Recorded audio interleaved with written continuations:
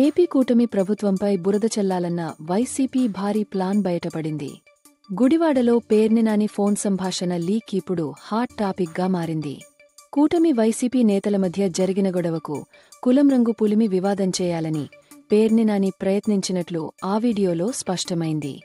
మంత్రి లోకేష్పై బురద చల్లే పన్నాగంలో భాగంగా బీసీ మహిళపై దాడి జరిగినట్లు వివాదం చేయాలని పేర్నినాని స్కెచ్ వేశారు. స్థానిక టీడీపీ ఎమ్మెల్యే మంత్రి లోకేష్ డైరెక్షన్లోనే ఆ దాడి జరిగిందంటూ చిత్రీకరించే కుట్రకోణం వీడియో బయటకి వచ్చింది. అయితే దీనంతటినీ బాస్ జగన్మోహన్ రెడ్డి పార్టీ క్యాడర్కు ఆదేశించడం ద్వారా రాష్ట్రంలో అశాంతి వాతావరణం నెలకొల్పడానికి ఇదే మంచి అవకాశం అని పేర్నినాని ప్లాన్ వేసినట్లు తెలుస్తోంది. గుడివాడలో జడ్పీ చైర్పర్సన్ ఇష్యూ దాని స్టేట్ వైడ్ ఇష్యూ మీద బీసీ లేడీ మీద అటాక్ చేశారు. తెలుగుదేశం ఎమ్మెల్యే బోండాలో ఎమ్మెల్యే డైరెక్షన్ పైనుంచి లోకేష్ డైరెక్షన్ అని కొంచెం గట్టిగా స్టేట్ వైడ్ గా అందరితో మాట్లాడించి కొద్దిగా చేస్తే బాగుంటుంది.